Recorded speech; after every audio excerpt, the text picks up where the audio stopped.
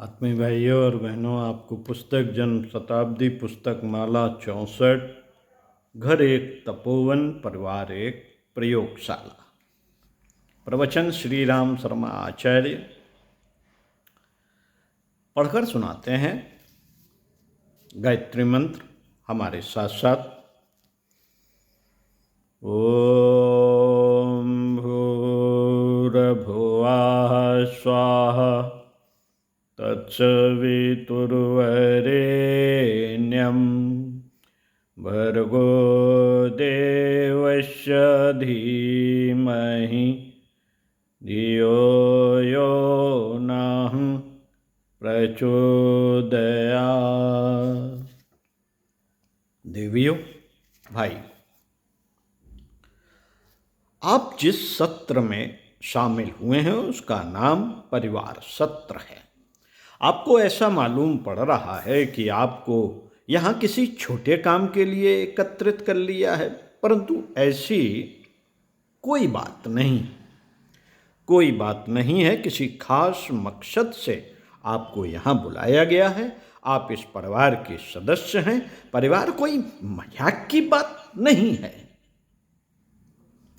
परिवार कोई मजाक की बात नहीं है। अरे साहब,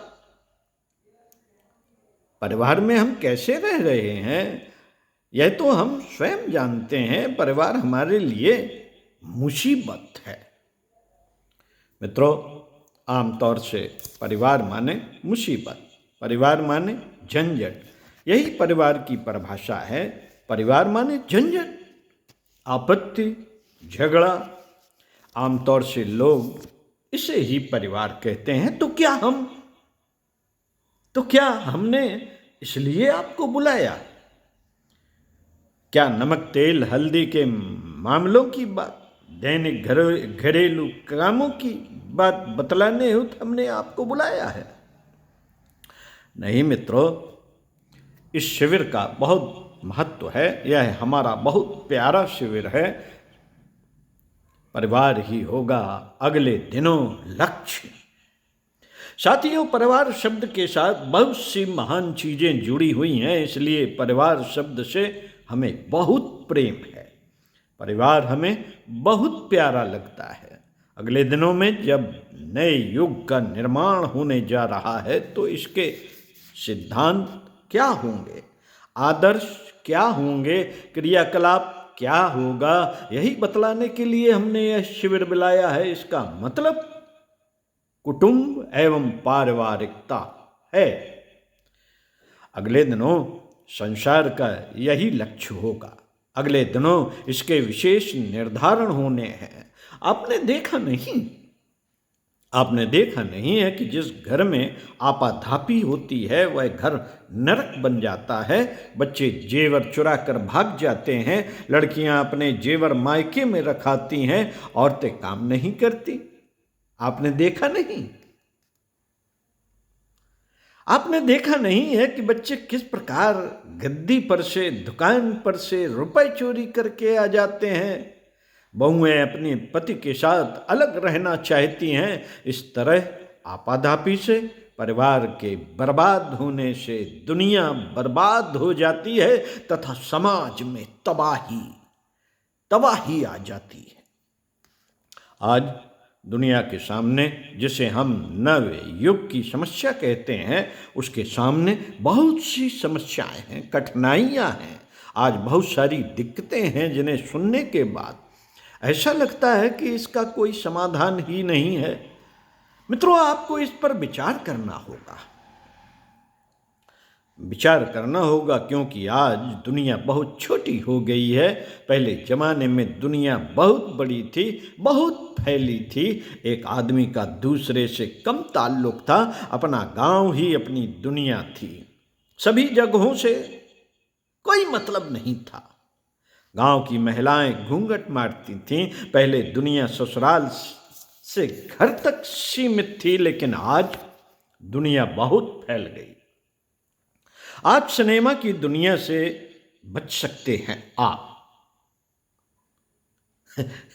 आज सिनेमा की दुनिया से बच सकते हैं। आप बचकर दिखलाइए ना। लड़के फैशन वाले पैंट पहने फिरते हैं, सिनेमा के गाने गाते फिरते हैं। इससे बचकर दिखलाइए ना, इसे रोककर दिखाइए ना। घर में बगावत हो जाएगी, बवाल हो जाएगा। मित्रों, आपका लड़का आपसे तो नहीं कहता, परंतु अपने दोस्तों से कहता फिरता है कि हम फिल्म के एक्टर बनेंगे। वह अपनी मम्मी का जेवर चुरा कर घर से भाग जाता है। हाँ साहब, वह मुंबई चला गया था। क्यों गया था? जब आपने पूछा तो उसने बताया था कि हम फिल्मों में काम करेंगे, फिल्मी एक्टर बनेंगे। लेकिन यहाँ फिल्म वालों ने इसे घुसने भी नहीं दिया, जो भागकर वापस आ गया। तो भागकर वापस आ गया। इसलिए कहता हूं कि आप सिनेमा से बच्चों को बचाकर दिखाइए।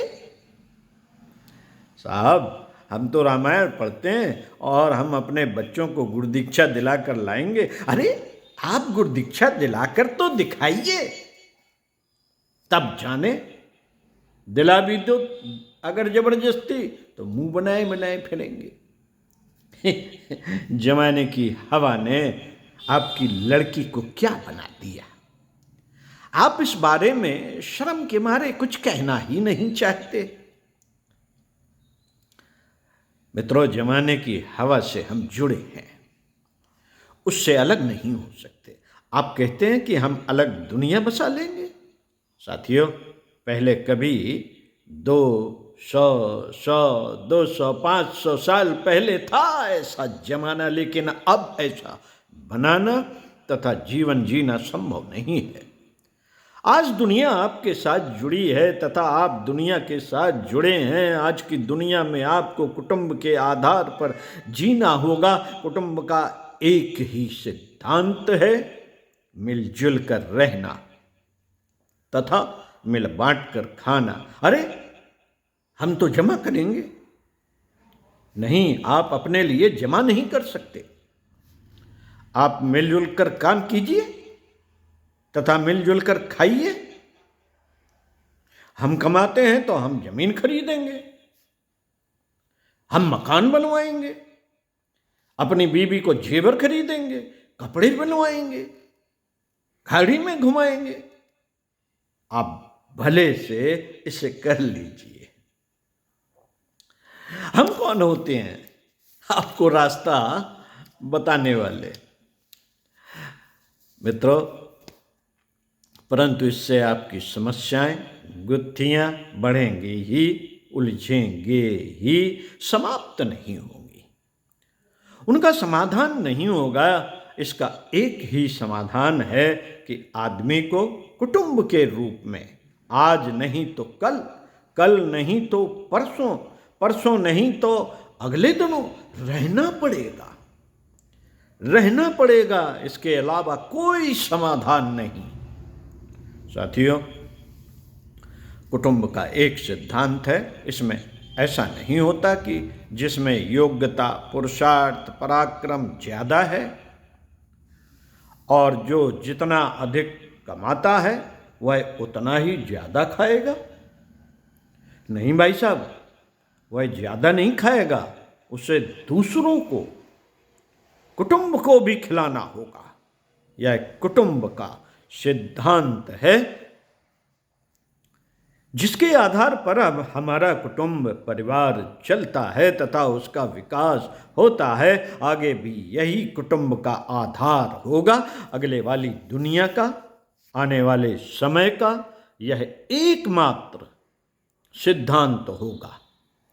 अगले दिनों जो नियम, कानून एवं मर्यादा बनेगी, धर्म एवं संस्कृति बनेगी, जो भी आचार संहिता मनुष्य को चलाने बढ़ाने के लिए बनेगी, उसका नाम होगा पारिवारिकता,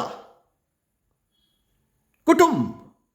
प्राचीन काल में ऋषियों ने इसके लिए एक नारा दिया था, वासुदेव कुटुंबकम। वासुदेव कुटुंबकम अर्थात सारी दुनिया को एक कुटुंब के रूप में रहना चाहिए।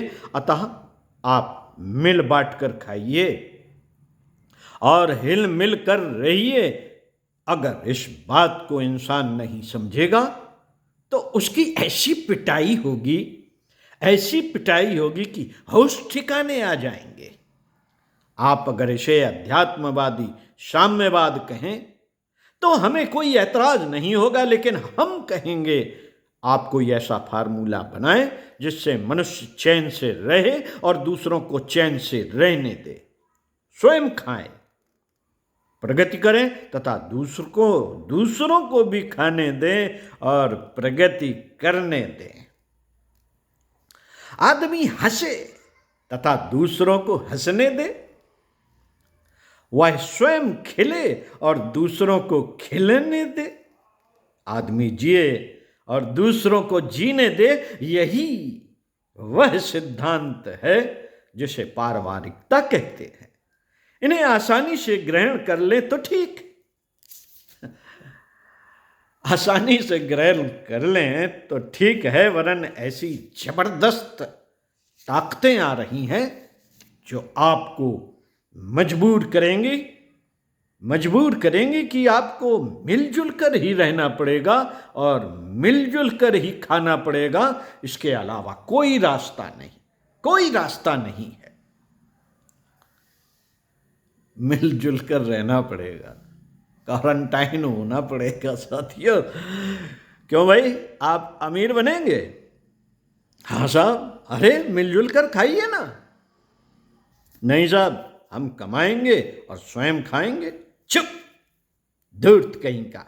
ऐसा करेगा तो मार मार कर दुनिया तुझे ठीक कर देगी। मित्रों, आप कमाइए तो सही, परंतु दूसरों के लिए भी खर्च कीजिए। नहीं साहब, हम तो बेटे के लिए खर्च करेंगे। चुप, बदमाश कहीं का। अरे साहब, हम हनुमान चालीसा का पाठ करते हैं, भजन करते हैं, प्राणायाम करते हैं। बेटे, इससे क्या होता है? सिद्धांत तो समझता नहीं है, भजन करता है, मक्कार कहीं का। यह पूजा पाठ भगवान को खुश करने के लिए नहीं बनाया गया। मित्रों, एक बार हमने एक भगवान जी से पूछा कि आपका क्या ख्याल है? दुनिया वालों को तो ऐसा ख्याल है कि आप प्रसाद चढ़ाने वालों, सुपारी व नारियल चढ़ाने वालों, आरती उतारने वालों पर खुश हो जाते हैं। ये क्या मामला है? भगवान हम पर बहुत क्रोधित हो गए, गुस्सा हो गए। उन्होंने कहा, गुरुजी, आप तो पढ़े लिखे हैं और पढ़े लिखे होकर भी इस प्रकार के बेहुदेपन को पसंद करते हैं। क्या हम इतने घटिया और छोटे हो सकते हैं जो इस छोटे से पूजा पाठ से खुश हो जाए और आशीर्वाद दे? भगवान जी, हम तो नहीं मानते हैं, लेकिन हमारे चेले यही मानते हैं। तो फिर आप ऐसे चेलों की पिटाई कीजिए जो हमारे ऊपर इस प्रकार का लांछन लगाते हैं और हमें इस प्रकार का ओछा समझते हैं। इसी संदर्भ में अगले वीडियो में पढ़कर सुनाएंगे आपको, इसी पुस्तक से।